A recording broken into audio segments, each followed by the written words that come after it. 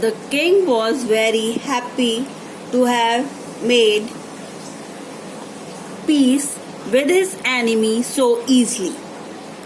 तो राजा बहुत खुश था कि उसने अपने एनिमी से पीस मेंटेन कर ली, शांति मेंटेन कर ली.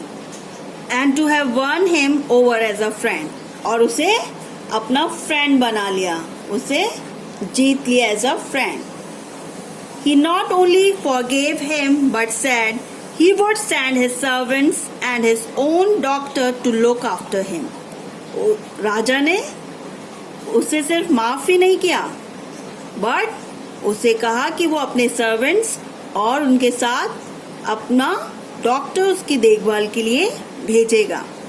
And he promise to give back the man his property, और उसे प्रॉमिस भी किया कि वो उसकी सारी प्रॉपर्टी उसे वापस दे देगा.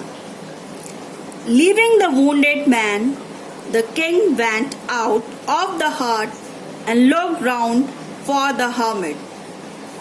उस wounded person को, घायल आदमी को वहीं छोड़कर किंग हट से बाहर निकला और साधु को ढूंढने लगा. Before going away, he wished once more to get answer to his question. वहां से जाने से पहले उसकी इच्छा थी कि वो अपने जो क्वेश्चंस हैं उनके आंसर्स एक बार फिर से पूछ ले. The hermit was on his knees sowing seeds in the beds that had been dug the day before.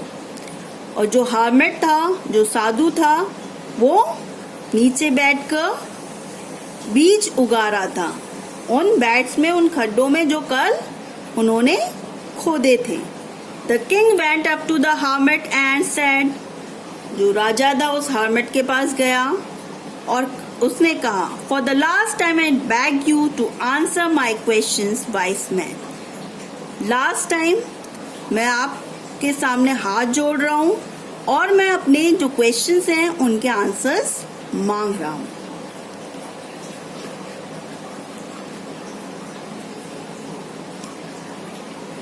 You have already been answered, said the hermit, still bending down to the ground and looking up at the king as he stood before him. You have already been answered. साधु ने कहा, तुम्हें तो तुम्हारे answer मिल चुके. Still bending down to the ground and looking up at the king as he stood. वो अभी भी नीचे ही बैठा था और जैसे ही वो उठ रहा था उसने किंग की तरफ देखा. How have I been answered? What do you mean? मुझे आंसर मिल चुके?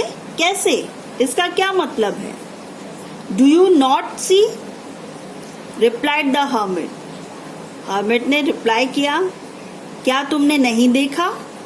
If you had not pitied my weakness yesterday and had not dug these bats for me, you would have gone away. अगर तुम्हें मुझ पर दया नहीं आ जाती, कल मेरी कमजोरी पे अगर तुम दया नहीं करते और यहाँ रुककर ये खड्डे नहीं खोदते, तो तुम कल यहाँ से जा चुके होते. Then that man would have attacked you and you would have wished you had stayed with me. Then that man would have attacked you. तो उस आदमी ने, जो तुम्हारा एनिमी था, तुम पर अटैक कर दिया होता. And you would have wished you had stayed with me, लेकिन तुम अपनी इच्छा से यहीं रुके. So the most important time was when you were digging the bats. तो सबसे इम्पॉर्टेंट टाइम कौन सा था? जब तुम ये खड्डे खोद रहे थे. And I was the most important man, और तुम्हारे लिए सबसे इम्पॉर्टेंट पर्सन कौन था? मैं. And to do me good was your most important business. और मेरे लिए ये काम करना तुम्हारा सबसे important business था, सबसे important काम था. Afterwards, when the man ran to us, the most important time was when you were caring for him. और उसके बाद जब वो आदमी भागता हुआ हमारे पास आया, तो सबसे important time क्या था? When you were caring for him, जब तुम उसकी केयर, उसकी देखभाल कर रहे थे. Because if you had not dressed his wounds, he would have died without having made peace with you. अगर तुमने उसकी मरहम पट्टी नहीं की होती, तो उसके घाव पर पट्टी नहीं की होती, तो वो मर चुका होता बिना तुमसे पीस मेंटेन, शांति मेंटेन किए हुए। So he was the most important man. उस टाइम में सबसे इम्पोर्टेंट मैन कौन था तुम्हारे लिए? वो तुम्हारा enemy. And what you did for him was the most important business. और जो तुमने उसके लिए किया वो सबसे इम्पोर्टेंट काम था उस टाइम में। Remember then there is only one time that is important and that time is now. तो हमेशा याद रखो कि सिर्फ एक टाइम, एक समय ही इम्पोर्टेंट है। That is important, that is time now. जो आज जो है वो हमारे लिए सबसे इम्पोर्टेंट है। It is the most important time because it is the only time we have any power to act. It is the most important time because it is the only time we have any power to act. क्योंकि उस समय में ही हम कुछ भी कर सकते हैं, हमारे पास पावर होती है कुछ भी कर गुजरने की। The most necessary person is the person you are with at a particular moment. तो सबसे इम्पोर्टेंट पर्सन तुम्हारे लिए कौन होगा? उस पर्टिकुलर मोमेंट में जो पर्सन है वही तुम्हारे लिए सबसे इम्पोर्टेंट है। For no one knows what will happen in the future.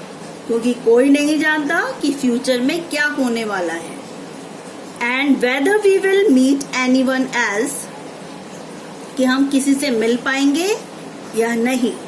The most important business is to do that person good. सबसे इम्पोर्टेंट काम क्या है? कि हम किसी के लिए कुछ अच्छा करें। Because we were sent into this world for that purpose alone. क्योंकि हमें गॉड ने इस वर्ल्ड में सिर्फ इसी पर्पस के लिए भेजा है कि हम दूसरों का भला कर सकें।